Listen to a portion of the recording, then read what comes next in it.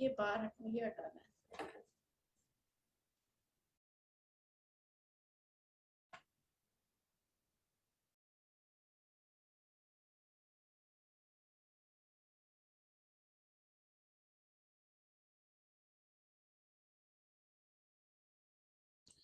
So structure is also known as TEACH, which is treatment and education of communication handicapped children. जिनको जिनको communication की problem है उनको structure करने से बहुत ज्यादा बेनिफिट मिलता है, और ऑटिज्म में तो खास तौर से। तो व्हाट स्ट्रक्चर प्रोवाइड्स, आपका बहुत विजुअली क्लियर और predictable environment. Why it is predictable? क्योंकि उनको आपके इंफॉर्मेशन जो आप बोलते हो ना, इंस्ट्रक्शंस जो आप देते हो, उसको प्रोसेसिंग करने में उतनी जल्दी नहीं प्रोसेस कर पाते जितने बाकी लोग करते हैं। तो it should be very much clear, बहुत अच्छा सा विजुअल आए, बहुत प्रिडिक्टेबल हो, उससे वो लोग सीख लेते हैं कि उन्हें क्या करना है, and in a moment they get that point कि आप उनसे क्या एक्सपेक्ट कर रहे हो। अदरवाइज आप बोलते रहते हो, वो सुनते रहते हैं, आधा सुनते हैं आधा नहीं सुनते, शुरू का सुनते हैं बात का नहीं सुनते। एंड जिनकी अंडरस्टैंडिंग बहुत अच्छी है, दोज हु कैन अंडरस्टैंड, बहुत अच्छे से समझ रहे हैं, बहुत अच्छे से कम्युनिकेट भी कर पा रहे हैं फॉर अदर डिसेबिलिटीज ऑल्सो, वो डिस्ट्रैक्टेड भी रहते हैं या उनके कुछ कैलकुलेशन है, कुछ thought process out of the box चलता रहता है, जिसकी वजह से वो आपके प्रॉपर इंस्ट्रक्शन ठीक से प्रोसेस नहीं कर पा रहे थे। एंड ऑल्सो कुछ सेंसरी इश्यूज भी हो रहे होते हैं, कुछ बम्बार्डमेंट हो रहा होता है, कुछ स्टिमुलेशन का कुछ नहीं मिल रहा होता है। तो सम of them are hypo sensitive for stimuli, some of them are hyper sensitive for some of the stimuli, you don't know. आप इंस्ट्रक्शन उसी बम्बार्डमेंट में या उसी केओस में देते रहते हैं, and they find it difficult to process that information, and you don't get the clear but important output जो कि आप बोल रहे हैं, जिसकी वजह से आपको लगता है कि कुछ प्रॉब्लम है बच्चे को। तो प्रॉब्लम यही है कि इंफॉर्मेशन प्रोसेसिंग नहीं हो पा रही है, और you keep on giving the information and the information and the information, and they cannot process, and some of if they can process also, they cannot give the output because there's huge number of reasons for there। ठीक है, तो हम उनको clear visual environment देना होता है जिससे कि वो समझ पाए। So there are 3-4 main areas जहाँ पे हम स्ट्रक्चरिंग कर सकते हैं। दैट मीन्स हम स्ट्रक्चर करना मीन्स चीजों को ठीक से अरेंज करना, या फिर उनके टाइम को एक शेड्यूल देना विजुअली, या फिर उनकी एक्टिविटीज को एक प्रॉपर स्ट्रक्चर या एक प्रॉपर तरीके से अरेंज करना, so that they can by seeing only they can understand ki what is expected out of him, what are the activities which they have to we suppose him them to do। तो ये physical structure करना, एक time को एक visual schedule देना, and उनका एक independent work system create करना, एंड उनकी जो एक्टिविटीज है उसको स्ट्रक्चर करने का 4 एरियाज पे हम लोग स्ट्रक्चरिंग करते हैं। व्हाट इज फिजिकल स्ट्रक्चर आपको पता लग जाएगा। टाइम का आप बहुत सुन रहे होंगे, शेड्यूल शेड्यूल शेड्यूल, पर कितने तरह के शेड्यूल होते हैं, और कौन से बच्चे को कौन से वाले शेड्यूल में डालना है। सारे बच्चों का सिर्फ फ्लैश कार्ड शेड्यूल नहीं होता, बहुत लोग का ऑब्जेक्ट शेड्यूल होता है, बहुत लोग का विजुअल पिक्चर्स की जरूरत ही नहीं है, सिर्फ रिटन वर्ड्स विल वर्क। तो वो रिटन वर्ड्स भी कैसे लिखने हैं, ये भी क्योंकि डिस्ट्रैक्शन बहुत ज्यादा है, तो ये समझना और उसको एग्जीक्यूट कैसे कराना है, ये समझना जरूरी है। So physical visual work system. What is work system? जब शेड्यूल फॉलो करने लग जाते हैं, when they are used to follow the schedule और इंडिपेंडेंट हो गए, then we create an independent work system for them, so that less prompt उनको देना पड़े, लेस इंस्ट्रक्शन देना पड़े, और वो अपने आप इंडिपेंडेंटली अपना homework, class work, daily living activity through schedules बिना किसी के उपस्थित हुए कर पाए। होता क्या है, हम पूरे दिन अपने बच्चों और बड़ों के आजू बाजू नाचते रहते हैं, बोलते रहते हैं, घूमते रहते हैं, बोलते रहते हैं, घूमते रहते हैं, और हम ये सोचते हैं कि हमारे बाद भी हम शायद इनके इर्द गिर्द घूमते ही रहेंगे। तो आपको अपने आप को फेड करना है, तो फेड कैसे करोगे? फेड करने के लिए कुछ तो उसको दोगे ना सामने, जिससे वो उसके यूज टू हो जाए और तब आप फेड हो पाओ. तो this is schedule which we give to fade ourselves from their life. So what is physical structuring? Physical structuring means जहाँ खाना खा रहे हैं, या वो जहाँ कपड़े पहन रहे हैं, या वो फिर वो जहाँ वन ऑन वन कर रहे हैं, जहाँ वो म्यूजिक कर रहे हैं, जहाँ वो टीवी वॉच कर रहे हैं, whatever the areas at home or at the center, वो इतने अच्छे से स्ट्रक्चर हो कि देखते ही समझ में आ जाए कि वो यहाँ पे ये हो रहा है, यहाँ पे एनवेलप्स बन रहे हैं सेंटर पे, यहाँ पे सब्जी चॉप की जा रही है, या यहाँ पे डायरीज का काम हो रहा है, यहाँ पे दिवाली का सेटअप है, दिवाली की आइटम्स बन रहे हैं. आपके वोकेशनल यूनिट पे बहुत सारी ऐसी वोकेशनल चीजें होती होंगी, हमारे यहाँ तो होती हैं, क्योंकि हम लोग वोकेशनल यूनिट से भी ऊपर थोड़ा उठ चुके हैं, हम प्रोडक्शन पे काम कर रहे हैं. तो डायरी बन रही है तो 500 डायरी बनेगी, मतलब एक हफ्ते में. ये बन रहा है तो रंगोली बन रही है तो 1000 रंगोली बनेगी. तो उस हिसाब से प्रोडक्शन करते हैं. तो अगर फिजिकल स्ट्रक्चर अच्छा नहीं होगा तो प्रोडक्शन कैसे होगा? तो वो भी करना कैसे है, एक क्लियर डिमार्केटेड एरियाज होना चाहिए जहां पे जो काम होना है. So why so much of structuring is required in their life? हमारे में स्ट्रक्चरिंग चाहिए पर हमें इतनी नहीं चाहिए जितनी इन्हें चाहिए, बिकॉज उनका फ्रॉम वेयर टू स्टार्ट और from when will it get finish का कोई डिमार्केशन दिमाग में नहीं होता है. क्या चीज कब स्टार्ट हो रही है, कब फिनिश हो जानी, इसके बाद हमें क्या करना है, ये कभी फिनिश होएगी भी कि नहीं, इसका उनके दिमाग में कोई एरिया वो नहीं, कुछ समझ में नहीं आता. तो क्लियर डिमार्केटेड एरियाज होना चाहिए for physical structuring the environment at home also and at centres, तो मस्ट है. तो अभी जब हम फिजिकल स्ट्रक्चर करते हैं एनवायरमेंट को, तो जो बहुत छोटे बच्चे होते हैं 2.5 साल या 3 साल वाले, उनके लिए तो एक्टिविटीज बहुत अच्छे से स्ट्रक्चर रहती हैं, और एनवायरमेंट भी बहुत अच्छे से स्ट्रक्चर करते. But gradually when they are used to for that and they are, जिनका दिमाग सेंसिटाइज हो जाता है, स्ट्रक्चर हो जाता है, तो हम उन चीजों को फेड भी करते हैं, राइट? सो अब जैसे आपको अपने सेंटर पे वेजीज चॉप कराने का आपका एरिया है, और उसमें सब बच्चे वेजिटेबल चॉप कर रहे हैं, तो एक सू शेफ टेबल होगी या कोई बड़ी सी टेबल होगी, वो बैठे होंगे और सबके सामने चॉपिंग बोर्ड होगा. इतना तो आप कर लोगे, लेकिन क्या मटर छील के कहाँ रखनी है, और ये वाला डोंगा जिसमें वो छील के रख रहा है वो दूसरे वाले बच्चे के लिए लेफ्ट ना बन जाए. तो to arranging the environment structure एक लेफ्ट टू राइट का कॉन्सेप्ट होता है. हम लेफ्ट से स्टार्ट करते हैं, हम राइट में रखते हैं फिनिश करके. लेफ्ट से मटर उठाई, छीला सेंटर में, राइट में छिलका. लेफ्ट से पोटैटो उठाया, पील ऑफ किया in the centre, and right में उसका छिलका, एंड उसका जो आपने छील के आलू आया वो राइट हैंड साइड पे आया. सो लेफ्ट से आपने एनवेलप उठाया, एनवेलप को उस पे गम लगाया और फोल्ड कर रहे हैं, सपोज राइट में वो फोल्ड होके ट्रे में आ रहा है, तो इधर भी यूज द ट्रेज और द सम एरियाज चाहिए जिसकी वजह से उनको समझ में आए कहाँ से उठाना है और कहाँ हमें रखना है. किसी का कॉल आ रहा है.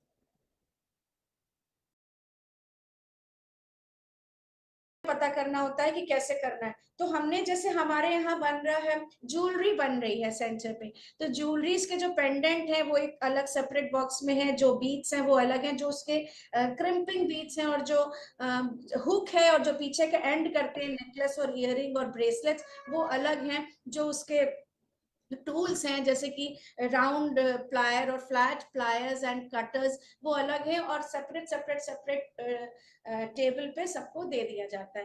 बिकॉज हमारे पास अडल्ट हो चुके हैं तो हमने लेफ्ट टू राइट का उतना अरेंज नहीं किया, बिकॉज नाउ दे नो कहाँ से क्या उठाना है, कहाँ फिनिश करके रखना है. अगर आप बहुत छोटे बच्चे हैं, उनका एरिया स्पेसिफाई घर में करना है, तो आपका एक ही टेबल आपके घर में, तो अगर वहां वो खाते हैं तो एक डाइनिंग मैट फिक्स कर दीजिए कि वो मैट बिछा है, that means that area is used for dining के लिए है. तो आप उस पे वहीं पे बैठ के वो बच्चा करेगा, बिकॉज उनको स्ट्रक्चर पसंद है इन बच्चों को. एक वहां से अब वो टेबल पे से आपको खाना नहीं खिलाना है, तो उस जगह पे आप एक मार्कर या एक पेंसिल बॉक्स या इसके whatever object you want, वो कार्ड या फिर वो ऑब्जेक्ट रख दीजिए जो कि क्लू होगा to get him understand that now this area is for one on one. और फॉर थेरेपी और फॉर स्टडी, अगर एक ही टेबल है तो कुछ ऑब्जेक्ट क्लूज आप हमेशा लेके चलेंगे या कुछ कार्ड्स लेके चलेंगे, फ्लैश कार्ड्स, जो हमेशा लाइफ लॉन्ग अगर वो स्ट्रक्चर कर रहा है फॉलो और स्ट्रक्चर पे ही डिपेंडेंट हो रहा है तो आपको वो रखना पड़ेगा ऑन टेबल जहां पे आप वो चीजें करने जा रहे हैं। लेकिन वो क्लूज चेंज नहीं होने चाहिए। जैसे आज आपने स्टडी के लिए पेंसिल बॉक्स लिया तो कल आप मार्कर ले लेंगे, परसों आप पेंसिल, ऐसे नहीं करेंगे। तो one pencil box is fixed for study, तो वो पेंसिल बॉक्स ही यूज होगा। धीरे धीरे जब वो बड़े हो जाएंगे तो ये स्ट्रक्चरिंग फेड हो सकती, but still they want that object clue visible वाला कि क्या हमसे एक्सपेक्ट किया जा रहा है। क्योंकि कई बार आप स्टडी टाइम शाम का कर सकते हैं, कभी दोपहर में कर सकते हैं, आज हमारा लंच टाइम थोड़ा लेट हो सकता है तो उनका तो क्लॉक फिक्स्ड है तो उसको तोड़ना भी तो होगा उस क्लॉक को। तो उसके लिए आपको वो क्लू देख के वो समझ जाएंगे अभी मेरा डाइनिंग टाइम, अभी मेरा ईटिंग टाइम नहीं हुआ है। तो ये हम करते हैं। ठीक है, तो अगर आपके पास कमरा छोटा है या जगह कम है तो एक उसी जगह को आप डिफरेंट डिफरेंट चीजों के लिए यूज कर सकते हो। स्पेसिफिक ऑब्जेक्ट या कोई पिक्चर या कोई card can be use to let the child know what is happening और what is expected of him. For example, at meal time, one could place a tablecloth over the table or use a placemat, and at work time, use a pencil box and whatever you want. But that should remain forever the same. You shouldn't change, एक दिन कुछ नहीं मिला तो ये रख दिया या कुछ नहीं मिला तो ये रख दिया। And also the flash cards, you don't change the flash cards. तो अगर पिंक कलर का, ये बता रही हूँ उनके लिए जो छोटे बच्चों का स्ट्रक्चर स्टार्ट कर रहे हो, उसमें चेंज नहीं करना है। जैसे जैसे वो अडल्ट हो गए तब तो चेंज ही करना है। ये छोटे बच्चों का है, ह्यूज डिफरेंस प्रोग्राम के अप्रोच में भी। बच्चों का एकदम अलग है, बड़ों का एकदम अलग है। ठीक है, अगर फिजिकल स्ट्रक्चर क्लासरूम का ये करना है तो मिनिमम ऑडिटरी और विजुअल डिस्ट्रैक्शन होने चाहिए। जैसे इस पिक्चर में बहुत डिस्ट्रैक्शन है।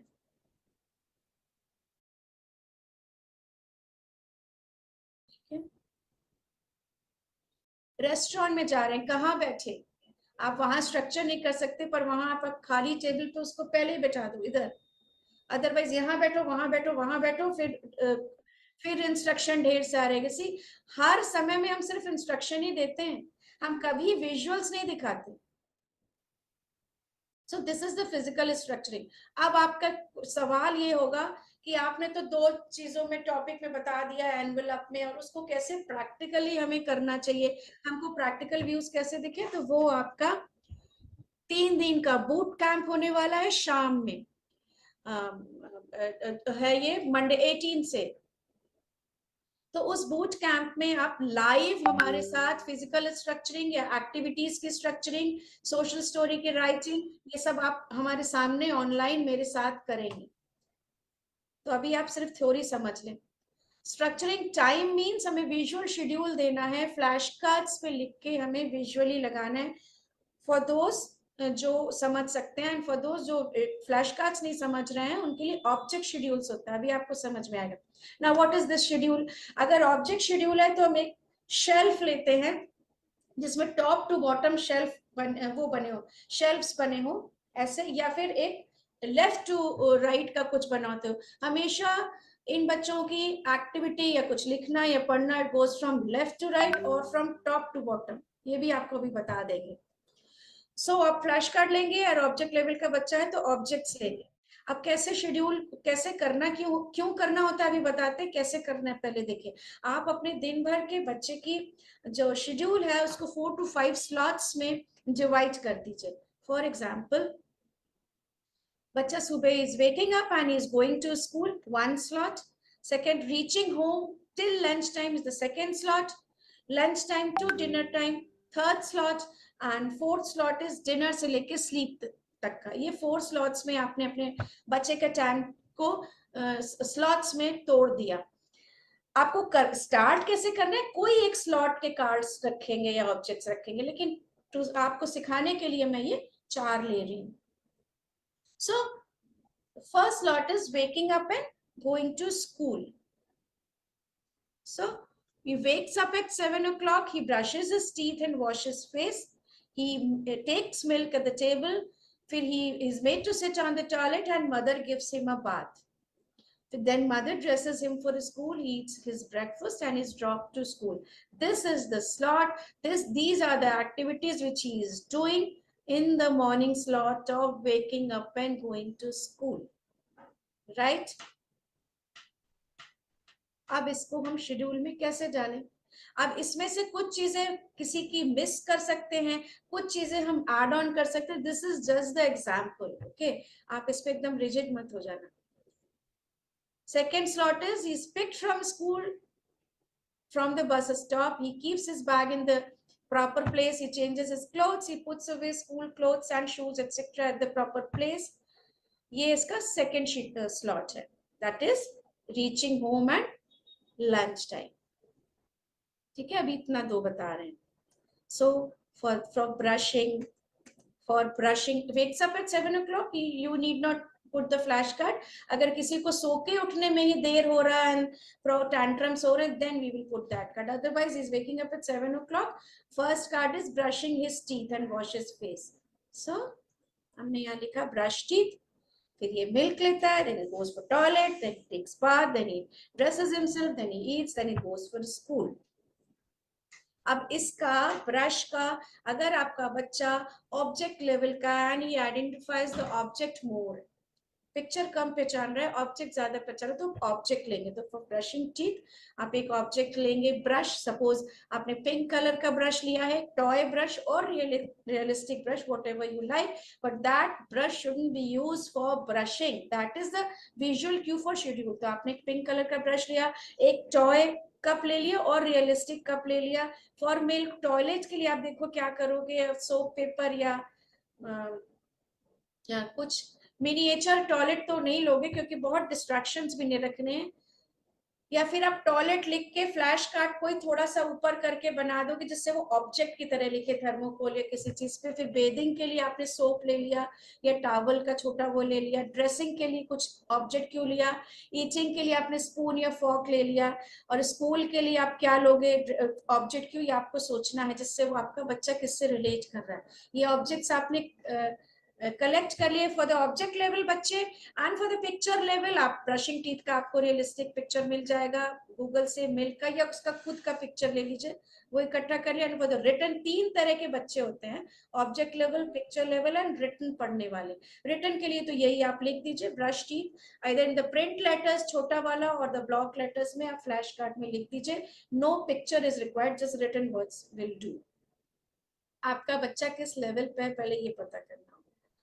सो एक ये है आपके पास शेड्यूल का एग्जाम्पल जो हमारी साथ के पेरेंट्स हैं वो चला रहे हैं सेंटर, उन्होंने बनाया है, आप देख लो. इवनिंग टाइम शेड्यूल है.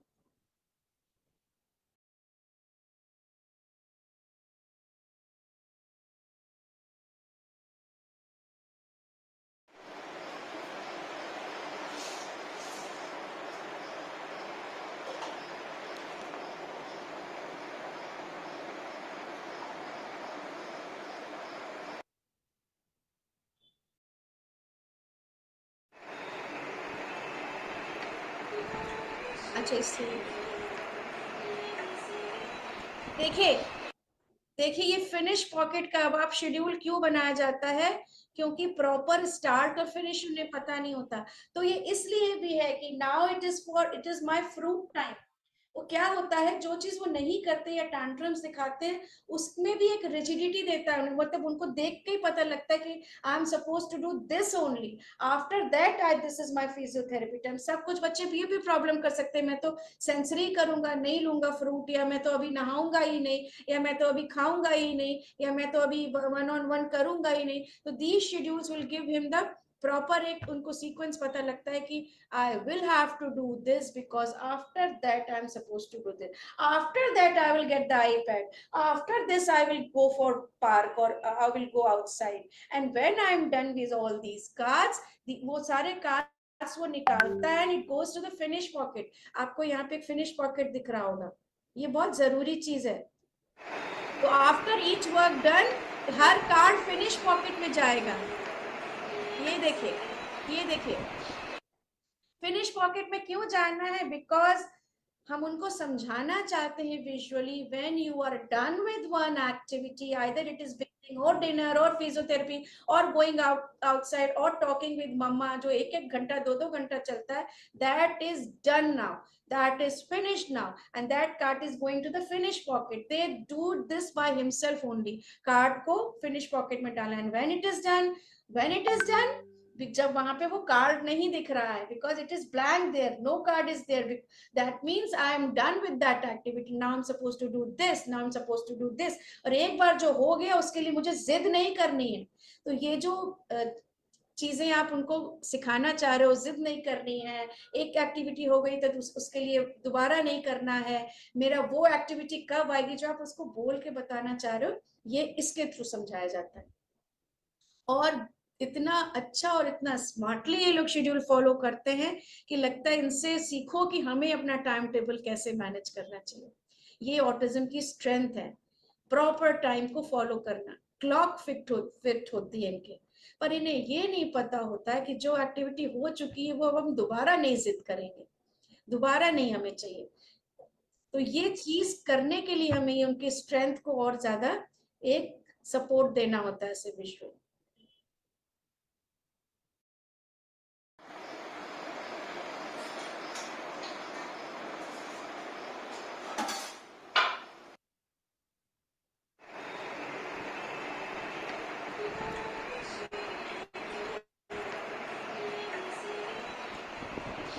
ये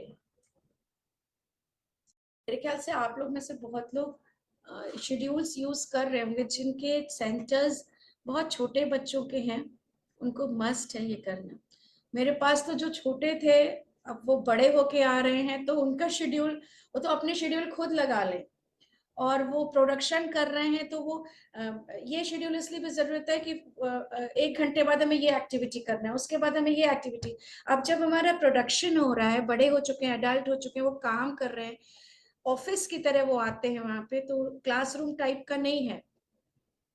तो वो जब 2-2 घंटे और 3-3 घंटे डायरी बना रहे हैं, ब्रेक ले रहे हैं बीच में, तो फिर उनके लिए खाली बोल देने से ही उन्हें समझ में आ जाता है, या देख लेने से ही समझ में आ जाता है, तो उतना शेड्यूल जरूरत नहीं है इतनी इंडिविजुअल की। पर जो ऑटिज्म पे फॉल कर रहे हैं स्पेक्ट्रम में, जिन छोटे बच्चे हैं जिन्हें प्रॉपर स्टार्ट और फिनिश का कोई कॉन्सेप्ट ही डेवलप नहीं हुआ है, उनके लिए जरूरी है। तो जिनके सेंटर्स चल रहे हैं उनके लिए तो बहुत काम की चीज है ये। सो 4 तरह की चीजें होती है। ऑब्जेक्ट 3 हमने बताए थे, ऑब्जेक्ट लेवल के बच्चे, पिक्चर क्यूब लेवल के बच्चे, एंड रिटन वाले, 3 तो हैं। ये ऑब्जेक्ट प्लस पिक्चर क्यूज भी एक डालते हैं, जिससे कि जब ऑब्जेक्ट लेवल से ट्रांजिशन हो रहा है और बच्चा सीख रहा है, is going to the picture, learn कर रहा है, तो धीरे से हम ऑब्जेक्ट प्लस पिक्चर क्यूज वाले का ऑब्जेक्ट फेड कर देते हैं, और वो जंप कर जाता, वो मूव कर जाता है पिक्चर क्यूज वाले कार्ड पे। तो ये भी हम लोग रखते हैं एक ओपन विंडो कि हाँ ये ऑब्जेक्ट से पिक्चर पे जा रहा है। फिर पिक्चर से वर्ड वाले पे भी, हम पिक्चर पे भी नीचे वर्ड लिखे होंगे, देख पीछे वाले में देख, डिनर टाइम, ब्रेकफास्ट टाइम। क्योंकि क्या होगा कि थोड़े दिनों बाद हम पिक्चर फेड करेंगे and he will move to the written word schedule, तो धीरे धीरे उनका लेवल भी बढ़ता है। तो ये भी एक तरीका है, एनहांस्ड पिक्चर, रिटन वाला छोटा, धीरे धीरे picture will reduce gradually and the written वाला विल का फॉन्ट साइज बड़ा होता जाएगा। ये भी ग्रेजुअली करते हैं, but the basic concept is कि कहाँ कौन से एक्टिविटी के बाद कौन सा होना है और फिनिश कब हो जाना है, ये पता लगे। आप लोग को समझ में आ रहा है तो आप चैट बॉक्स पे यस लिख सकते हैं। कुछ अगर कहीं पे अगर प्रॉब्लम या कुछ पूछना है तो भी आप चैट बॉक्स पे लिखिए, वो मैं एंड में देख लूंगी कहाँ पे हो रहा, अभी मैं नहीं बीच में रुक सकती।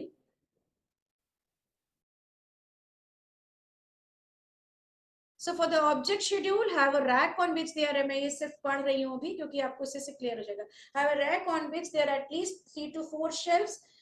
जब हम किसी बच्चे का शेड्यूल स्टार्ट करते हैं तो 1 या 2 कार्ड से स्टार्ट करते हैं। कोई दिन भर का कोई एक स्लॉट ले लीजिए जिसमें आपको शेड्यूल में डालना है बच्चे को। वो कौन सा स्लॉट होना चाहिए? वो स्लॉट होना चाहिए जिसमें आपका बच्चा मैक्सिमम टैंट्रम और बिहेवियर्स दिखा रहा है और आप हैंडल नहीं कर पा रहे हो, वो वाला स्लॉट आप पिक करेंगे। इवनिंग का आपके रेस्ट टाइम पे बहुत टैंट्रम है, 4 to 6, रात में नहीं सो रहा है तो 7 to 9, मॉर्निंग नहीं उठ रहा है तो मॉर्निंग वाला स्लॉट आप लीजिए एंड शेड्यूल में डालिए and behaviours will go down. आप शेड्यूल डालिए और एक वीक में खत्म होते हैं behaviours. Have a rack on which there are at least 3 to 4 shelves. Follow a top to bottom or left to right method because we also do that. हम बाएं से दाएं पढ़ते हैं, हम दाएं से बाएं तो नहीं पढ़ते, तो ऊपर से नीचे चलेंगे या बाएं से दाएं चलेंगे. For activity also, for schedule also, for each and everything. To begin, place one object on the top shelf of the rack. Lead the child to the shelf saying, let's check your schedule. Now, check schedule वाला instruction आप जरूर देंगे और उस check schedule करने वाले instruction के साथ एक ऑब्जेक्ट को एसोसिएट करेंगे. If a child is for object schedule, आप एक ब्लॉक ले सकते हैं, ब्लू ब्लॉक, ग्रीन ब्लॉक. वो ग्रीन ब्लॉक हमेशा ग्रीन ब्लॉक ही रहेगा, चेंज मत कर दीजिएगा. सो चेक शेड्यूल, आप उसके पास एक ग्रीन ब्लॉक है, वो ब्लॉक उठाएगा, वो शेल्फ के पास जाएगा और वहां पे एक और ग्रीन ब्लॉक होगा, वो उससे उसको मैच कर देगा. This is the symbol for that he is checking the schedule. वहां पे गया, उसका फोटो लगा होगा और वो वहां पे मैच कर देगा. For object level. For picture level या रिटन लेवल, एक कार्ड लिख लेंगे, छोटा सा कार्ड लेंगे, स्लिप, उसमें उसका नाम लिखा होगा. जैसे ही आप इंस्ट्रक्शन देंगे check schedule, will take that card. Suppose there is a blue card written Vatsal over there, you will pick that blue slip, you will go to the his schedule, you will match that Vatsal slip to the Vatsal written over there. छोटा सा ऊपर एक pocket होगा, उसमें match हो जाएगा. And ये एक तरह का वो है कि वो शेड्यूल के पास चला गया. दे वांट सम ऑब्जेक्ट और द फ्लैश कार्ड और द कुछ टू फॉलो योर इंस्ट्रक्शन, नहीं तो इधर उधर घूमने भी लग जाएंगे. वहां पे करा. फिर at the shelf get the child to pick up the object, then say brushing time. अपने आप ऑब्जेक्ट उठा लेगा या पिक्चर उठा ले, कार्ड उठा लेगा and you say brushing time, will go to the bathroom of his own. Prompt if necessary. Place the next object Q on the top shelf when he finishes first. To get start with, आप एक ही object रखेंगे. Brush shelf में 3 हैं, पर start कर रहे हैं तो एक रखा आपने ब्रश, और ब्रशिंग सिखा रहे हैं. जब वो इंडिपेंडेंटली करने लग जाए तब आप नेक्स्ट ऑब्जेक्ट रखेंगे और फिर धीरे से दोनों रखने लग जाएंगे जब सेकंड भी करने लगे. Take the child to the shelf saying the same thing, check schedule. अब हर 2 एक्टिविटी के बीच, शेड्यूल चेक कराने के बीच में थोड़ा घूमने का या थोड़ा free time, it is okay. आपने ब्रशिंग करा दी, आप कुछ और काम कर रहे हैं, फिर आपने फिर से बोला चेक शेड्यूल, वो फिर शेड्यूल चेक करेगा और फिर वहां से उठाएगा मिल्क टाइम या वॉट एवर जो सेकेंड आपने कार्ड या पिक्चर रखी है. ब्रश उठा लिया और ब्रश लेके बाथरूम में गया तो वहां वैसे ही दूसरा ब्रश होना चाहिए टू मैच, और फिर अपना ब्रश उठा के ब्रश. और अगर नहीं ऐसा कर रहे हैं तो वो वाला ब्रश टाइम वहां से ब्रश उठाए और फिनिश में डाल दे. करने से पहले या करने के बाद, करने से पहले ही करवाइए और कर ले. और उसके बाद वो जगह एक्चुअली विजन ये है कि वो जो कार्ड है या जो वो ऑब्जेक्ट है वो प्लेस खाली दिखना चाहिए उससे, so that he understand my brushing is done. Otherwise वो ब्रश दिख रहा होगा तो will still can go for brush और whatever tantrum they are showing, वो किसी किसी चीज के लिए दिखाते रहेंगे. कुछ नहाते ही रहते हैं, कुछ शैम्पू ही करते रहते हैं, कुछ बाथरूम से बाहर ही नहीं आते, कुछ बाथरूम में जाते ही नहीं. तो इन सब के लिए होता है. So similarly, go through each step, guiding what to do. Slowly fade the prompting and telling him check schedule, and let him go through the card by himself. And do remember, ये एक दिन में तो होएगा नहीं, इसके लिए करते रहना पड़ेगा. लीस्ट प्रॉम्प्ट दीजिएगा, पकड़ पकड़ के हाथ लेके नहीं जाना है. Just give the instruction, make him follow, schedule जाके चेक करके करें. धीरे धीरे आप अपना इंस्ट्रक्शन फेड कर लेंगे एंड वो अपने आप शेड्यूल चेक करेगा, अपने आप ब्रश करने जाएगा, अपने आप नहाने जाएगा. And all the centre schedule and the home schedule अपने आप इंडिपेंडेंटली होगा. And that only you only want that कि आपका बच्चा इंडिपेंडेंट हो जाए. 35 साल और 40 साल का होने पे भी आपको ना बोलना पड़े कि उठो ब्रश कर लो. इसके लिए हम इतनी कहानी करते हैं.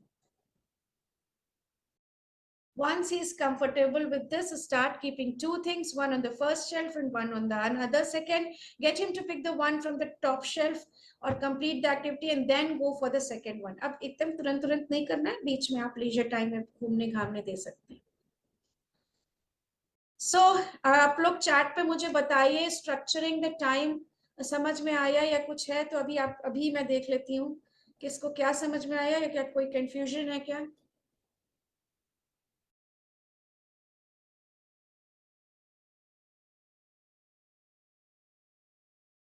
से यस इफ यू अंडरस्टैंड, आगे बढ़ूं मैं।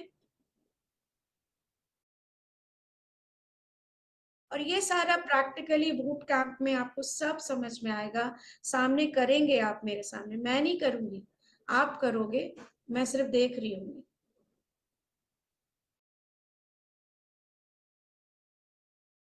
क्योंकि ये थ्योरी और वो प्रैक्टिकल करना, इसको करा जाता है। तो आप हो या नहीं हो, प्लीज हमें चैट बॉक्स में यस और नो क्वेश्चन लिखो। समझ में आ गया कि टाइम को स्ट्रक्चर कैसे करना है? थोड़ा जल्दी जल्दी चल रही थी मैं। बूट कैंप के दौरान भी आपके क्वेश्चंस आएंगे, मैं बताऊंगी कैसे करना है।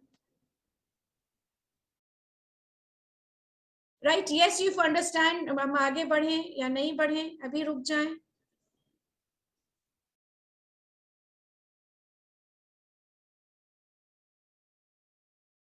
फिर ख्याल से यहाँ पे काफी प्रोफेशनल्स हैं, उनको ऑलरेडी पता है कि स्ट्रक्चर क्या होता है।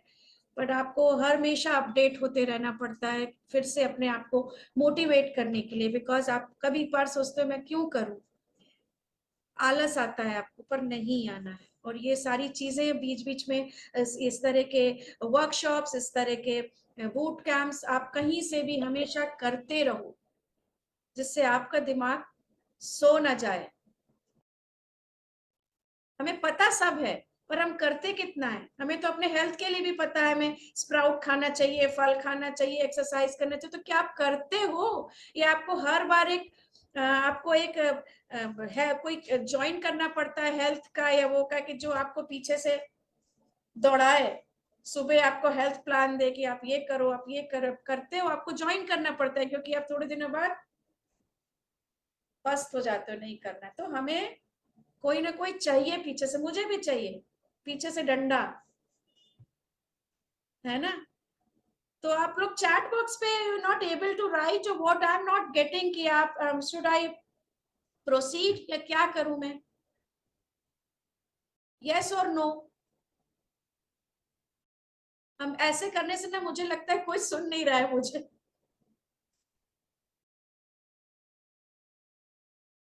Nobody is there, or I don't know, I'm now, huh? Okay, तो आई एम प्रोसीडिंग फर्दर। ठीक है, ये सारे जो ये brushing and milk and bathing and all है ना, ये छोटे बच्चों को बिल्कुल जैसे मैं बता रही हूँ ऐसे ही करना है। धीरे धीरे धीरे धीरे। कई बार क्या होता है, स्ट्रक्चरिंग एंड शेड्यूल करने के बाद आपको लगता है आपका बच्चा तो कर ले रहा है, तो आप ये सब चीज फेड कर दो, इट इज ओके, आप फेड कर दो। देन समटाइम्स कुछ सालों बाद, जब आपका ट्रांजिशन, आपका बच्चा मेन स्ट्रीम में जा रहा है, सब कुछ पढ़ रहा है, आप शेड्यूल वीड्यूल फॉलो करके खत्म कर चुके, देन सडनली यू रियलाइज कि बहुत सारे बिहेवियर्स आ रहे हैं, अब क्या करें, होमवर्क इतने मिल रहे हैं and is not able to do, बहुत टैंट्रम्स हो रहे हैं। तब आप फिर से स्ट्रक्चर करना शुरू करते हो। फिर आप सोचते हो जो मैंने सीखा था ना पहले, अभी मुझे फिर से उसको इम्प्लीमेंट करना पड़ेगा। फिर आप इम्प्लीमेंट करते हो, then you get the results. ऐसा नहीं है कि आपको फेड नहीं करना है, करना है, लेकिन इसकी एक सीढ़ी है। First you structure, then you fade, then you structure, then you fade, whatever areas में स्ट्रक्चर करना उसमें करोगे। तो ये लाइफ लॉन्ग आपको इम्प्लीमेंट करना है, हटाना है, इम्प्लीमेंट करना है, हटाना है। कहाँ करना है ये आपको नॉलेज होनी चाहिए। सो कई बार मेन स्ट्रीम के बच्चे जो पढ़ रहे हैं, उनको भी मैं फिर से रीशेड्यूल करती हूँ, और वो फिर से ठीक करने लगते हैं, फिर वो फेड करेंगे। होमवर्क ही नहीं कर रहे होते, प्रॉम्प्ट डिपेंडेंट होते हैं कि मम्मी अभी हिंदी हो गया, अब ये करें, अब ऐड 2+2 करें, अब 1+1 2 होता है, मम्मा 2 लिखे, मम्मा 3 लिखे, ऐसे होता है। तो इसलिए हमें इंडिपेंडेंट करना है, to feed your verbal prompt and your physical prompt and your instructions। जो कि मैं तो बहुत परेशान है, वो इंस्ट्रक्शंस पेरेंट्स के मैं फेड ही नहीं करा पाती, वो करना ही करना है। चलिए, ब्रश रखा, मिल्क रखा, टॉयलेट पे, ड्रेस, ईट, स्कूल, ये आपके शेड्यूल है, इसमें आपने ऑब्जेक्ट्स रखना है तो रखिए, पिक्चर्स रखना है तो रखिए, and give the instruction only, check schedule, brushing time. अब ये सब नहीं बोलना है आपने ब्रश कर लिया, आप अपना कार्ड इसमें फिनिश में रखो, अब आप घूम लो, अब आपको हम मिल्क देंगे, बोलना नहीं है। सो ब्रशिंग टाइम इज डन, आप अपना काम करिए, वो अपना इधर उधर घूम रहे, थोड़ी देर बाद आपका इंस्ट्रक्शन आने, check your schedule, Vatsal check schedule, Vatsal will go automatically to the schedule, or he will be needing some prompt, अगर स्टार्ट कर लिया है या एक हफ्ता हो गया तो विल ऑटोमेटिकली को प्रॉम्प्ट फेड करिए, दीजिए, जितना देना है उतना दीजिए। तो ये हो गया आपका टाइम को शेड्यूल करना इन द सेंटर ऑल्सो और in the eight home also. ये आपका शेड्यूल है फॉर द सेंटर्स। रिटर्न भी लिखा है, पिक्चर भी लिखा है, ग्रेजुअली पिक्चर फेड हो जाएगा, रिटर्न वर्ड का फॉन्ट साइज बड़ा हो जाएगा, and they move to the return schedule. बड़ा शेड्यूल है तो आप ब्रेक कर ले, before tiffin, after tiffin, it should be very very clear, देखते ही पता लगना चाहिए मेरा ग्रुप वर्क टाइम है, मेरा कलरिंग टाइम है, मेरा सेंसरी टाइम है, मेरा लैपटॉप टाइम है। This is the object schedule, जो जल्दी आपको सेंटर्स में देखने को नहीं मिलेगा। सबको फ्लैश कार्ड लगाना आसान लगता है, पर ये ऑब्जेक्ट भी लगाना है। चाहे आपका बच्चा ऑब्जेक्ट लेवल का शेड्यूल फॉलो कर रहा है, चाहे पिक्चर्स कर रहा है, और चाहे रिटर्न कर रहा है, ऑल आर सेम। अगर शेड्यूल इंडिपेंडेंटली फॉलो हो रहा है तो कोई भी ऑब्जेक्ट वाला बच्चा भी रिटर्न वाले से कम लेवल का नहीं है। थिंग इज कि क्या वो इंडिपेंडेंटली फॉलो कर रहा है। नहीं अच्छी लगती उसे पिक्चर, या नहीं अच्छा लगता उसे रिटर्न, उसे ऑब्जेक्ट अच्छा लगता है, तो जो भी पे वो फेमिलियर है and is comfortable, use that. So these are the objects. Eating time for fork, wiping face के लिए ये आपने लगा दिया, ब्रशिंग के लिए लगा दिया, एंड कोम्बिंग हेयर के लिए। These are the object schedule from left to bottom, और from top to left to right, और from top to bottom. Each object will go in the finished pocket or the finished tray or the finished shell, whatever you are giving. Finish and start, finish pocket is the must. And for the physical structuring in for cricket and for basketball and for table tennis और बहुत सारी चीजों के लिए कैसे start और finish डालेंगे, that you will learn in the boot camp, where we will be doing lot of practical examples. अभी मैं आपको कैसे बताऊंगी, आप ही करके मुझे दिखाओगे। ये है पिक्चर शेड्यूल लेफ्ट में, आपको आप वेलक्रो से लगाओ, आप चार्ट पेपर पे लगाओ, आप पेपर क्लिप से लगाओ, आप रियल पिक्चर लगाओ, आप गूगल से picture low. Picture shouldn't be animated picture नहीं लीजिए बहुत छोटे बच्चों के लिए, बिकॉज वो लॉस्ट हो जाते हैं। राइट में शेल्फ है, शेल्फ में फ्लैश कार्ड भी रखा है, जिसमें not getting the object for अब टॉयलेट के लिए आप ऑब्जेक्ट कहाँ से लाओगे मिनिएचर, तो आप उसी को कुछ ऑब्जेक्ट जैसा लुक दो। तो ये हो गया। Scissor is for pre vocational, ये चीजें हैं। और ये हाई लेवल बच्चों का है, जिसमें आप ये दिया है आपने रिटर्न लेवल, और आपने फिनिश पॉकेट दे दिए फॉर द मॉर्निंग। तो फॉर द टाइमिंग और विजुअल शेड्यूल के लिए उसको विजुअल इंफॉर्मेशन क्लियरली मिलना चाहिए कि where I am suppose to go, when it will be done, when it will be कब हमें करना है, what is the activity I'm supposed to do. So ये 3 क्वेश्चन के आंसर्स आपके शेड्यूल से मिल रहे होंगे, ऐसा आपको शेड्यूल लगाना है। So where, what and when.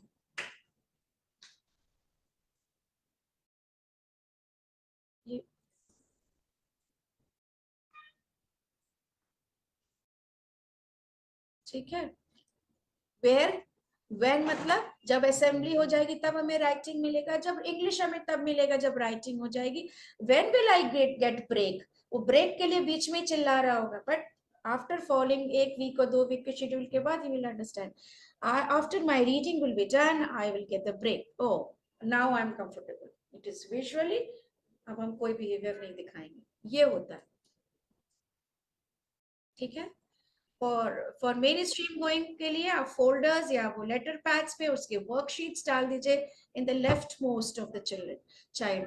Worksheet है, ड्राइंग है, देन मैथ्स है, देन इंग्लिश है, देन एसएसटी है, देन ईवीएस है, दुनिया भर के होमवर्क मिले होते हैं।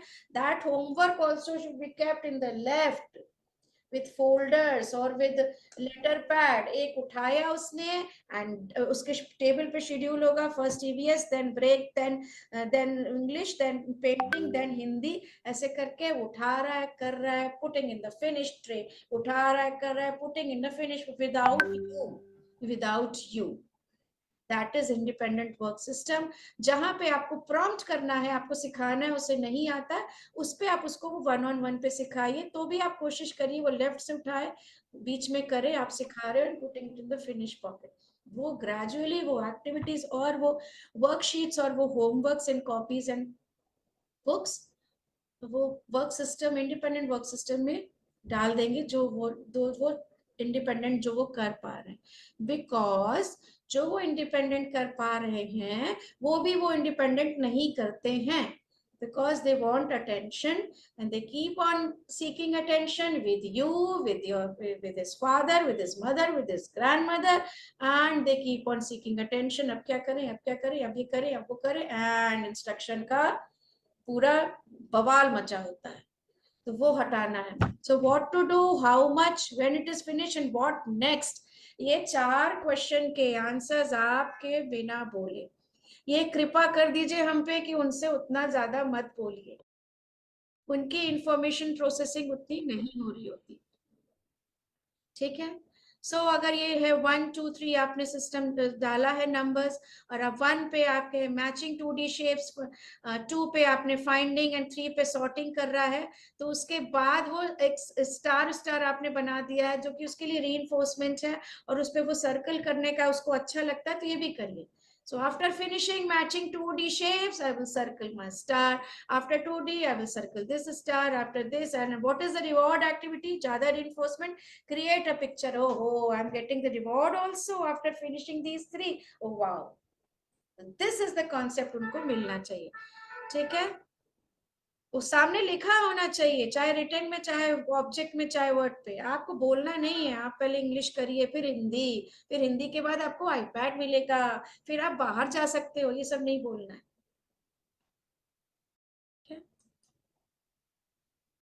इससे क्या होगा, क्या कितना करना है ये समझ में आएगा, क्या करना है समझ में आएगा, कब फिनिश होगा समझ में आएगा, क्या फिनिश करने के बाद मुझे क्या मिलना है, विल आई गेट एनीथिंग और विल नॉट गेट एनीथिंग, ये होना चाहिए। और ये छोटे बच्चों का ही नहीं है, ये बड़े बच्चों का भी है, बच्चे जो बड़े हो गए।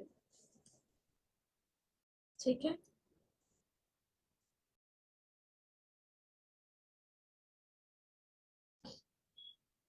होमवर्क्स हैं फोल्डर्स में डाल दीजिए, टू डू वाले सही वर्कशीट्स हैं, वो कर करके फिनिश में रखे, दोज हु कैन डू।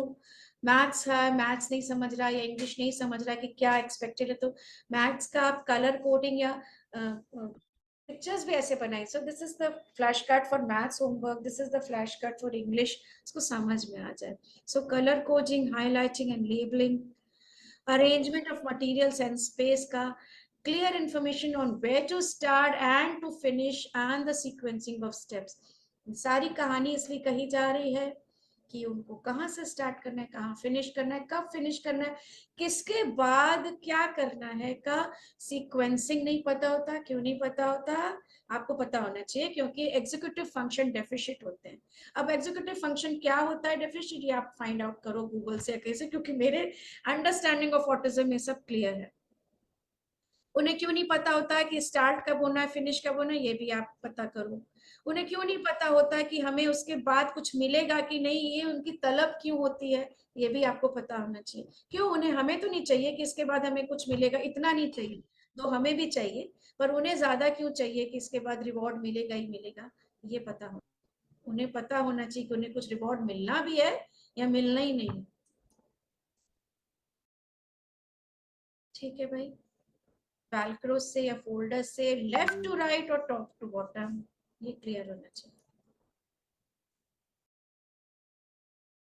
अब आपके क्वेरीज, क्वेश्चंस, बाकी का confusions will be sorted out जब मैं नेक्स्ट बूट कैंप ले रही होंगी। बहुत सारे क्वेश्चंस होंगे, मुझे पता है, और वो जब आप करोगे तो ही आएगा। For structuring the activities, for तो छोटे वाले, बड़े वाले, उससे बड़े वाले, vocational unit, production unit, left to right, top to bottom में एक्टिविटीज को हम लोग रखते हैं। क्या काम होना है, कितना होना है, व्हेन विल इट फिनिश, इसका कॉन्सेप्ट उन्हें देख के पता लगना चाहिए, एंड उसके बाद क्या होना है। So we can use the structure in everyday life so that our children can feel more in control of their world, and in turn be more willing to be cooperative and independent. We want to always remember that the child with autism is different. The examples given not necessarily fit for your child's needs. आप अपने हिसाब से करेंगे. Therefore, we'll need to figure out what step to begin with your child and take it from there. मैंने आपको example बताया छोटे बच्चों का, आपका बच्चा इसका सारा दिनचर्या बिल्कुल सही है, डेली लिविंग, तो आप सोच रहे हो मुझे शेड्यूल की जरूरत नहीं है, ओके, पर कभी आपको जरूरत पड़ेगी।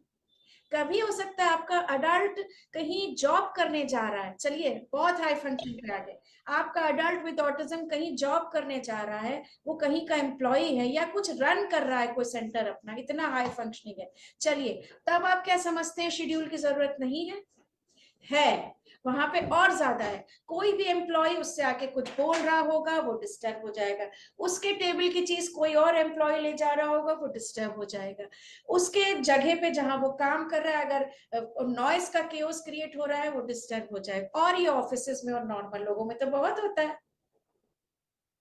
तब भी आपको उसके टेबल पे स्ट्रक्चर और शेड्यूल देने की जरूरत, तब भी आपको फ्लैश कार्ड देने की जरूरत है। Wait, you can ask for help, अगर उसको कहीं दर्द हो रहा है या प्रॉब्लम हो रही, अडल्ट है, चलिए मैं अडल्ट की बात करती हूँ, अडल्ट है और कहीं जॉब करने गया है और उसको कुछ प्रॉब्लम हो रही है और वो कॉन्सेंट्रेट करने की कोशिश कर रहा है अपने काम पे, and he is not able to do, अब आप क्या करो, स्ट्रक्चरिंग, फिर आप उसको दोगे, ask for help, there should be flash cards उसके रिंग में होना चाहिए, ask for help, he is your friend, friend का नाम होना चाहिए, go there and ask for help, tell him that I am having pain, tell him that please make don't make noise, यहाँ बहुत noise हो रहा है, give me my quiet corner or my quiet room so that I can concentrate.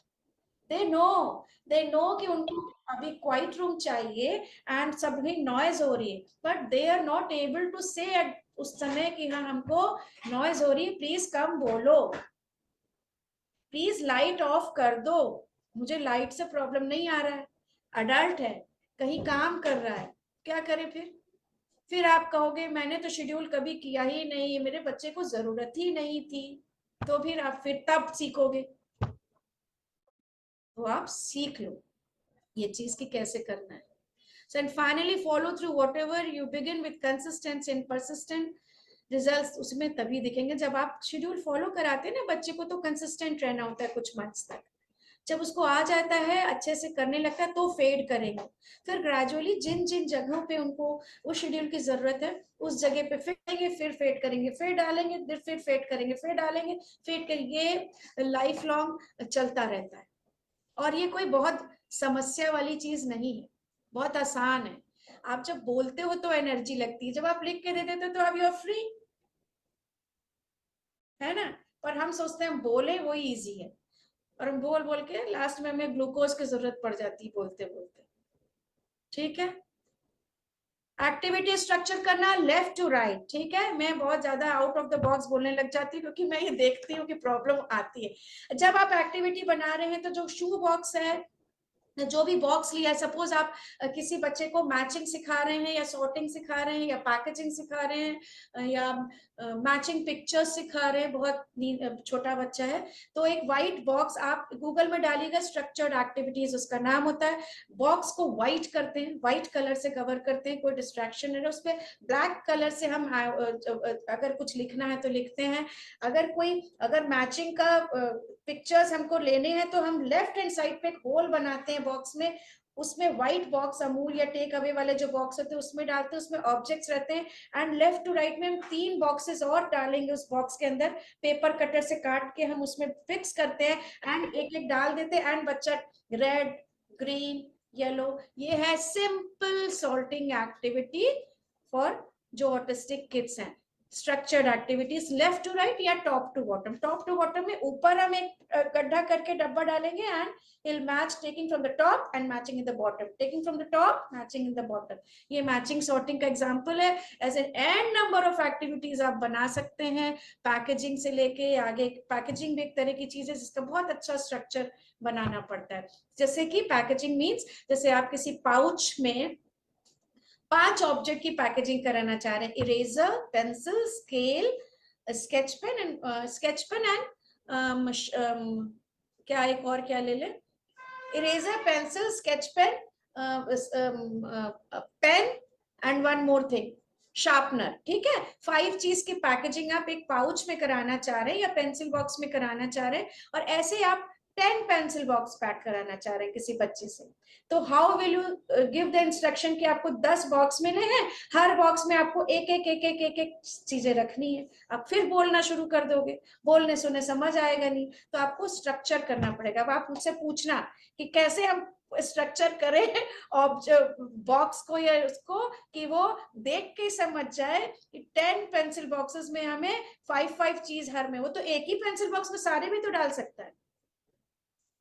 आप कैसे बताओगे कि एक पेंसिल बॉक्स या एक पाउच में एक ही रबर डालना है, एक ही शार्पनर? पैकेजिंग। ठीक है, स्ट्रक्चर चाहिए। ये एक्टिविटी है एडिशन की, स्ट्रक्चर्ड नहीं है, ये है स्ट्रक्चर्ड।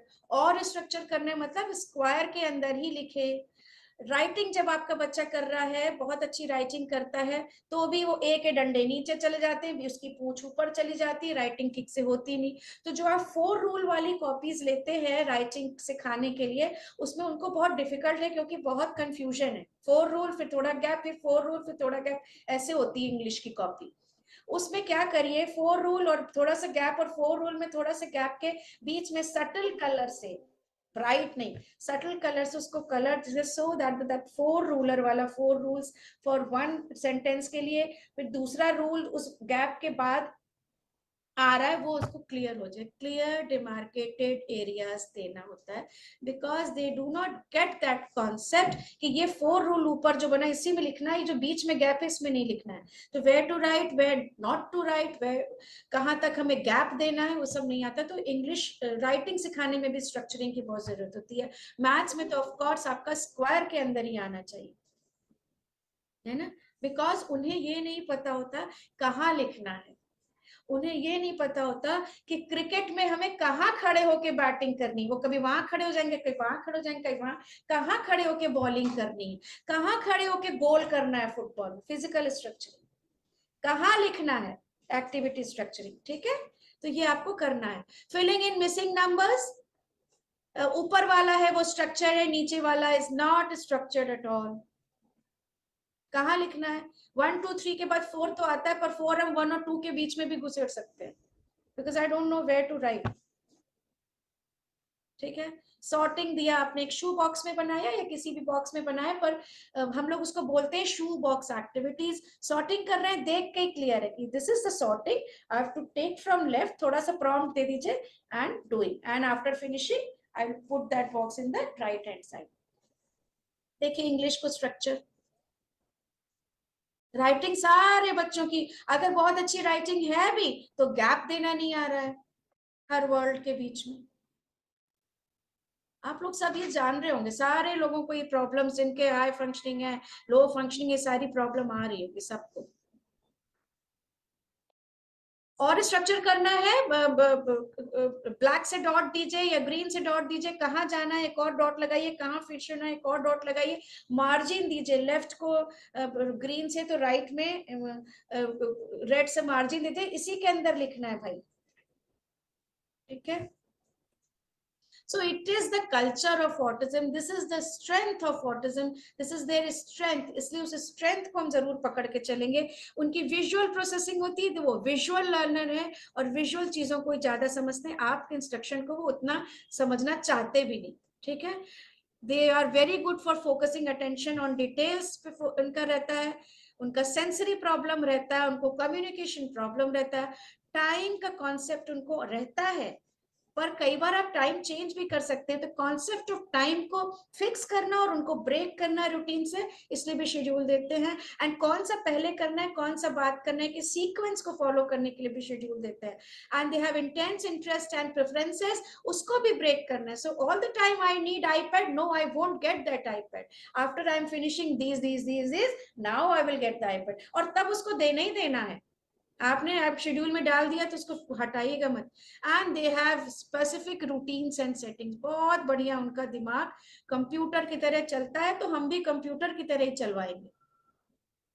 ठीक है, the teach is the approach otherwise known as teaching is based on using an approach and that is the culture of autism। तो टीच जरूर करना है, कोई भी थेरेपी प्रोटोकॉल आप फॉलो कर रहे हैं, कोई भी तरह का बिहेवियर म्यूजिक कुछ भी कर रहे हैं, अगर आप स्ट्रक्चर्ड वे में कर रहे हैं, आपका टीचर स्ट्रक्चर्ड वे में शेड्यूल डाल के फॉलो करा रहा है with flash cards and with चीजों से इंस्ट्रक्शन दे रहा है, तो रिजल्ट्स अच्छे आएंगे। अदरवाइज रिजल्ट्स कैसे आएंगे वो डिपेंड करता है कि आपके बच्चे का लेवल क्या है। So how does structured teaching work? The goal of structured teaching is to maximize understanding of what is required। ये समझिएगा, है ना, नहीं तो आपको लगेगा ये क्या शेड्यूलिंग क्यों करें हम, पर क्यों करेंगे, बहुत बड़ा सा आंसर है। Goal of structured teaching is to maximize understanding of what is required to increase understanding increase होती है and it enhances the meaning and making of task and activity। Why should they do? We should do because it is written over there, resulting in management of behaviours, है ना, बड़े behaviours हैं सबके, वो सब self and directed हो जाते हैं। Outcomes of increase independence and self esteem, आपको सेल्फ एस्टीम भी तो डेवलप करना हो ना, कि पूरी जिंदगी आप ही चिल्लाते रहोगे, नहाओ खाओ, तो आप उसको खुद भी आना चाहिए कि now is an adult human being and he knows when to take bath and when to eat and when to not eat. तो ये उसको इंक्रीज इंडिपेंडेंस देता है जब आप, and it leads to more learning and potential teaching opportunities. ये भी हटाना है, ये फिर से बाहर आ गया। तो उनकी स्किल्स इंक्रीज होंगी, उनका सेल्फ एस्टीम इंक्रीज होगा and they will become more independent. And आप ही का एंड ऑफ द डे यही प्रॉब्लम है ना, कि इंडिपेंडेंट बनाना है। And it also decreases their stress and anxiety, जो मेन उनके सारे प्रॉब्लम की जड़ी है, एंजाइटी और स्ट्रेस। ठीक है, तो दिस इज द स्ट्रक्चर। बहुत बड़ा टॉपिक है, जल्दी जल्दी हमने कवर किया है। जितना आप सीखोगे, जितना आप प्रैक्टिकली करोगे, उतना आएगा। अच्छा, बूट कैंप में लेकिन वही लोग आए, बिकॉज सबको हम करवा भी नहीं सकते, तो वो लोग आए जो सच में कुछ पहली बात सीखना चाहते हैं प्रैक्टिकली करके और रेडी हैं वहां पे आके, ये नहीं बोले कि हमने ये नहीं किया है सो हम नहीं कर रहे हैं, just I am here to observe, ऐसा नहीं करें। तो जो मैं आपको बता दिया जाएगा कि क्या उन बूट कैंप के लिए आपको क्या रॉ मटेरियल्स इकट्ठा करने हैं। आपका रूम बांट दिया जाएगा 5-5 या 6-6 पेरेंट्स का या प्रोफेशनल्स का, and you will make the activities and structure करेंगे चीजों को। तो वो लोग आए जो थोड़ा कॉन्सेप्ट समझ गए हैं अच्छे से, बिकॉज फिर वहां जाके प्रैक्टिकल में गड़बड़ हो, बेसिक चीज में मैं डिस्कस करूं तो आप भी नहीं चाहते होगे, ऑल कैन, हाँ, बेसिक चीज में डिस्कस करूँ या आप नहीं चाहते हो कि आप कुछ और सीखना चाह रहे हो, तो जो काफी ज्यादा समझ गए हो और जिनको अपने को रिफाइन करना है वो आओ उस बूट कैंप में। अदरवाइज आप प्रैक्टिस प्रैक्टिस करो और बूट कैंप होते रहेंगे हमारे। हाँ, अब आप लोग अनम्यूट कर सकते हैं वन बाय वन, कुछ बोलना चाहे तो।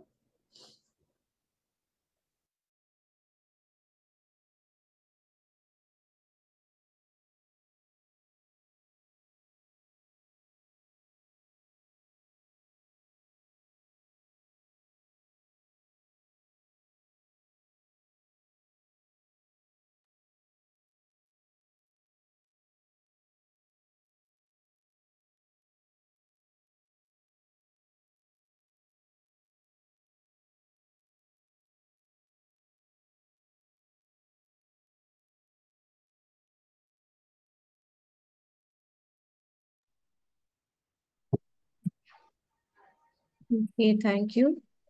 Uh, Madam, can I ask you a few questions? I am Sudhakar Pai from Mysore. Please ask. Yeah, my son is adult. He is 30 years age. So we have some issues like self-talk. Sometimes he plays a lot of tantrums, and how to make him, we assign him task, but his attention gets diverted. He thinks of other issues and lose sometimes focus. So, what measures you suggest?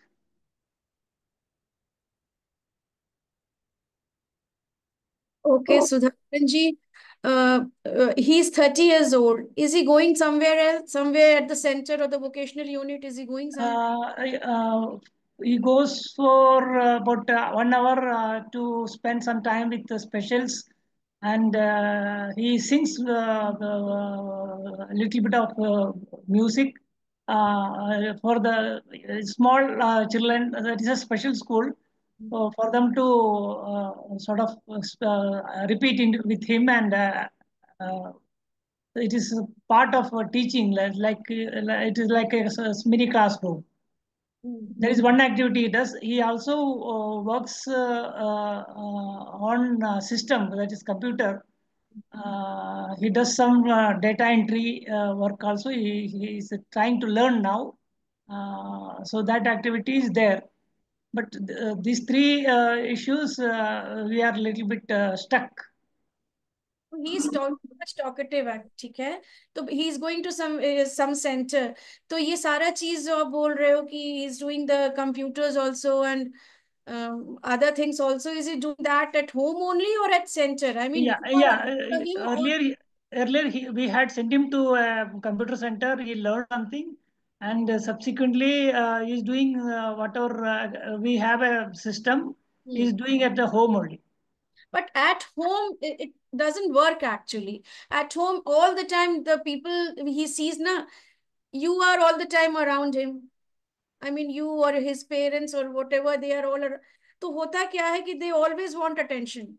तो he is at 30, तो he needs siblings or maybe friends उसके age का, not with small children, उसके age के साथ में he should go and do something quality वाला and spend more time outside and less time at home.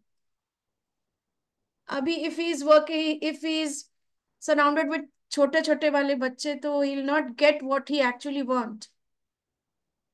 His brain is working as an adult of 30 years age, तो he should get at least 30 years वाला age वाला social चीजें, which he is not getting. And when he is not getting what his brain needs, तो he is too much talkative, because जो कुछ है उसी में हम बात करके हमें लेना है इनपुट्स, तो दे कीप ऑन. ये आपकी प्रॉब्लम नहीं, it's a very common problem.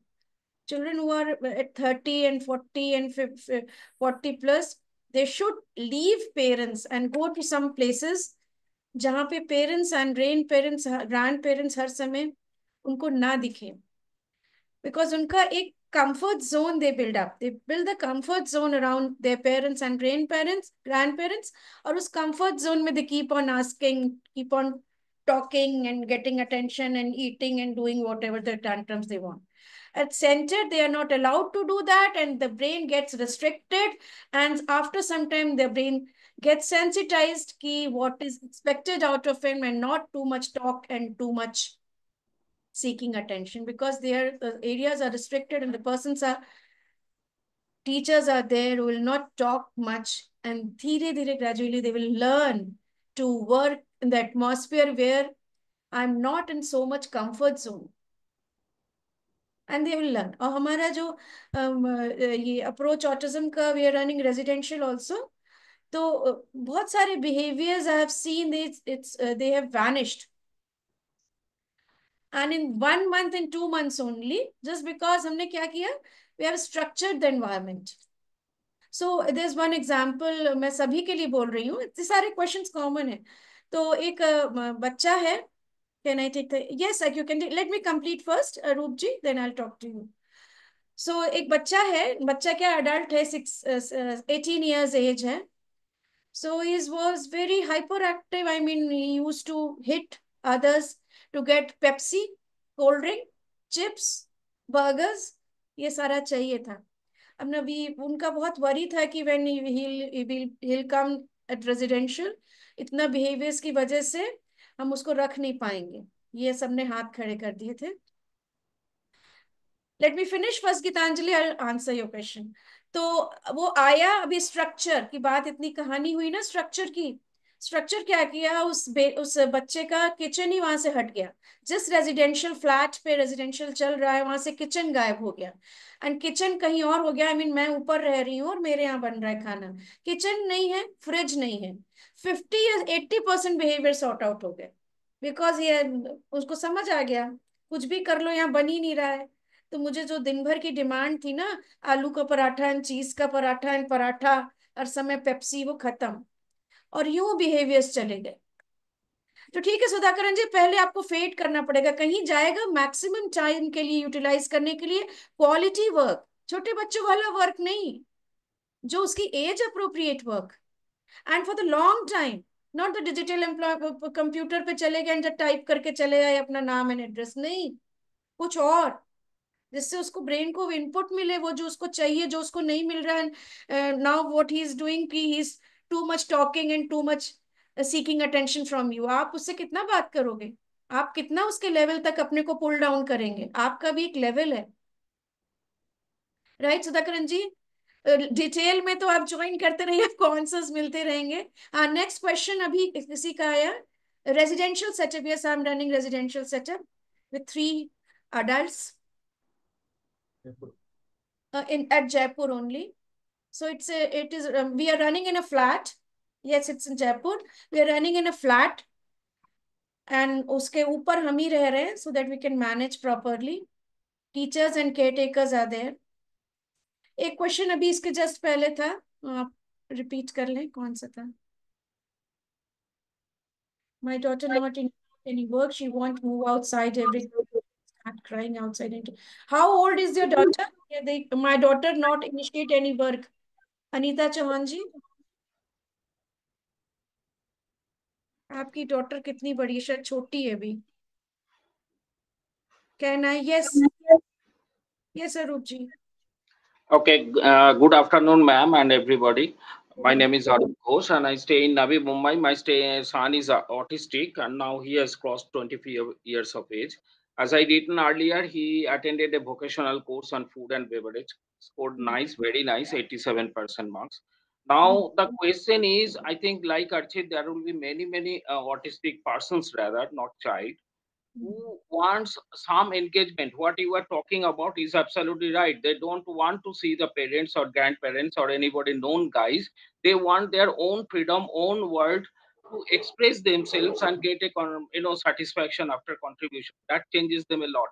Now, is this center will be able to help for the possibilities of rehabilitation or employment or self entrepreneurship or whatever it is to get that kind of world for these autistic persons.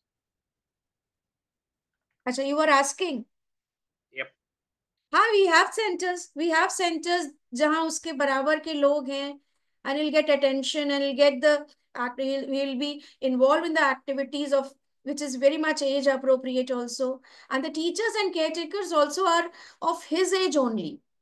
Most of the residential जो teachers and caretakers हम रख रहे हैं वो 18 साल, 20 साल, 21 साल के यंगस्टर्स हैं।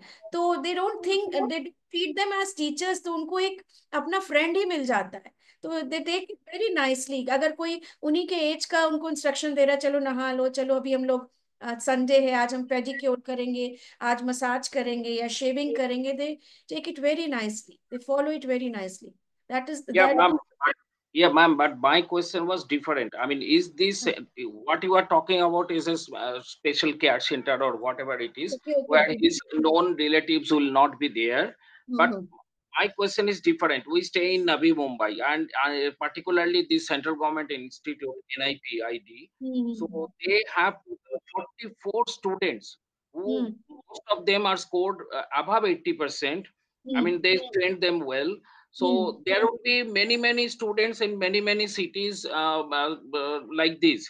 So what kind of possible help this center can provide them? Okay, here there are some jobs for autistic persons, or where there are some self entrepreneurship ideas, something like this. I mean, that kind of information. That not many are there, many centers are there like this ki they are providing the opportunity to get employed also. That is what you are asking? No, I am asking the information on possible companies who are taking the Yes, autistic there are companies who can give, but we have to approach, and if NGOs are approaching or centers are approaching, तो ज़्यादा अच्छा result दिखता है. Yes, there are centers. You can ask Anurag ji, he'll tell you. Okay, thanks a lot. That's what I wanted. No. Yes, my daughter is 20. सारे adults हैं यहाँ पे. My daughter, ये पढ़ना है मुझे.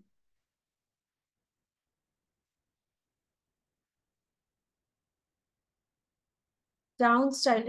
She's Down syndrome. Sridhar Chandrasekhar ji, is your daughter Down syndrome?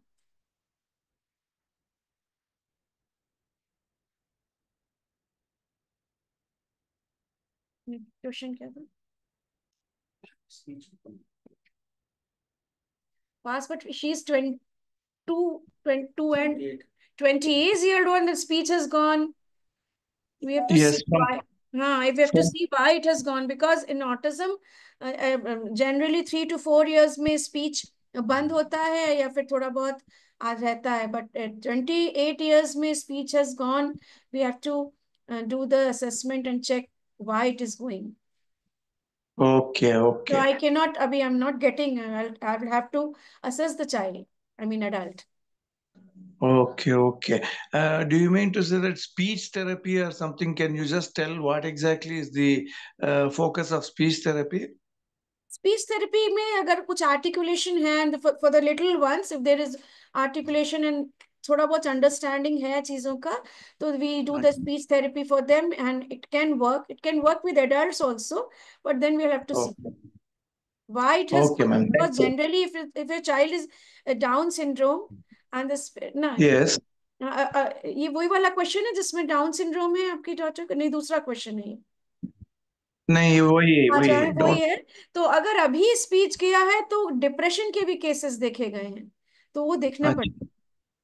Okay. वो देखना थैंक यू, पड़ेगा थैंक कि क्या यू, हुआ है. Thank you. Thank you ma'am, thank you. आप सेशन अरेंज कर सकते हैं. मैं आप सेशन अरेंज कर ले one on one. I have to see my daughter 18 years autistic. Okay, autistic non-verbal, too much hyper. I can work on a speech test. 18 years of age speech therapy एकदम से work नहीं करेगा. 18 years of age में बहुत सारे behaviours अगर आ गए हैं तो पहले तो बिहेवियर मैनेज होगा. फिर वही बात है कि शेड्यूल में डाला है क्या आपने, स्ट्रक्चर किया है एनवायरनमेंट को, and if child is on schedule, quality work के शेड्यूल में है क्या, कोई सेंटर जा रहा है जहाँ पे प्रॉपर शेड्यूलिंग हो रही. 18 years, 16 years, 25 years, ये सब वो एज होती है जिसमें आपको क्वालिटी वर्क में शेड्यूल, ज्यादा लंबा 2 घंटे का डिजिटल एम्प्लॉयमेंट हो रहा है, 3 घंटे का कोई वोकेशनल प्रोडक्शन हो रहा है, ऐसे करना है. ऐसे छोटे बच्चों की तरह नहीं कि हाफ एन आवर का एक क्लास हुआ, डन, देन घंटी बजी, देन दूसरा, ऐसे नहीं. लॉन्ग लॉन्ग पीरियड में, in a single stretch, if he's able to sit or concentrate or not, is he able to ask for help or any need or toilet and all, if वो सिखाना पड़ेगा हमें, तब तो वो sheltered environment में work करना इसे कहते हैं. और जब इसमें आ जाता है तो वो बाहर ले जाते हैं करने. ये देखना पड़ेगा. मैम स्पीच थेरेपी का वन ऑन वन लेना एकदम से वर्क करेगा ऐसा जरूरी नहीं है. Do you have online program? Yes, we have online programs, but आपका बच्चे का क्या वो है, लेवल है, क्योंकि डिजिटल एम्प्लॉयमेंट प्रोग्राम ऑनलाइन भी चल रहा है और लाइव भी चल रहा है.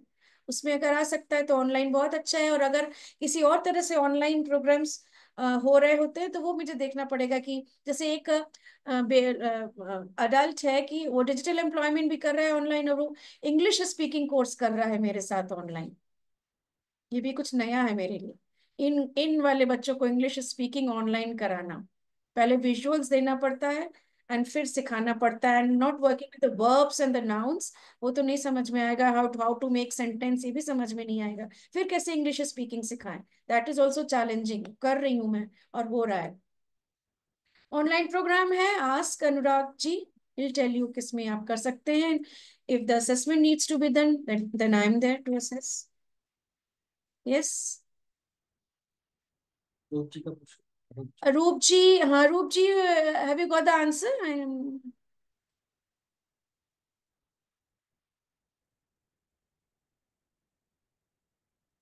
Do you have any pet animal? No, I don't have any pet animal. Because there are बहुत सारे बच्चे हैं, कुछ एनिमल्स पसंद करेंगे, कुछ तो नहीं ही करेंगे बिल्कुल. Yeah, ma'am, thank you for that.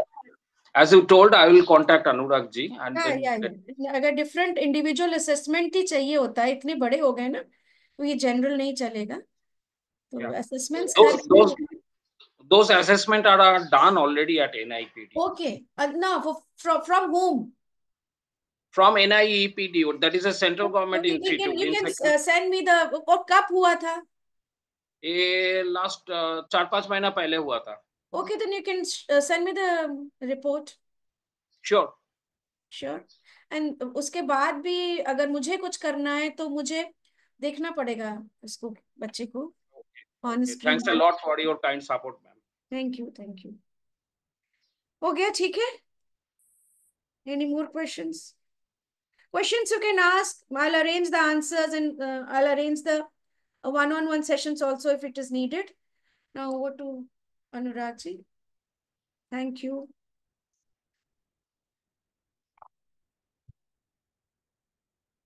कुछ क्वेश्चंस थे जिनमें पूछा गया था कि क्या रेजिडेंशियल सेटअप चल रहा है. यस, हमारा 2 साल का रेजिडेंशियल प्रोग्राम है जिसमें हम इंडिपेंडेंट बनाने की कोशिश करते हैं. It is not answer of what after us. ये हमारे उसका आंसर है कि क्या रेजिडेंशियल के लिए हमारे बेटे या बेटी तैयार हैं. अभी लड़कियों का चालू नहीं हुआ है. लड़कियों का एक हमारे कलीग हैं, वो चालू कर चुकी हैं, लेकिन अभी उनका एक बैच निकला है. अब दूसरे बैच की तैयारी चल रही है. तो उसमें जब तक 2 या 3 स्टूडेंट नहीं हो पाएंगे तब तक वो चालू नहीं कर पाती हैं. तो 2-3 रजिस्ट्रेशन होने के बाद वो चालू कर देंगी लड़कियों के लिए. और लड़कों के लिए हमारा ऑलरेडी चल रहा है. इसमें अभी 3 स्टूडेंट हैं जिसमें मेरा बेटा भी शामिल है, वो भी वहीं रहता है. और उसके बाद चौथे की भी व्यवस्था है. 4 की कैपेसिटी है, 3 है. तो मेरा बेटा भी हमारे साथ ज्यादातर टाइम नहीं रहता है. कभी कभी हम ले भी आते हैं क्योंकि ये ऊपर नीचे फ्लैट्स हैं.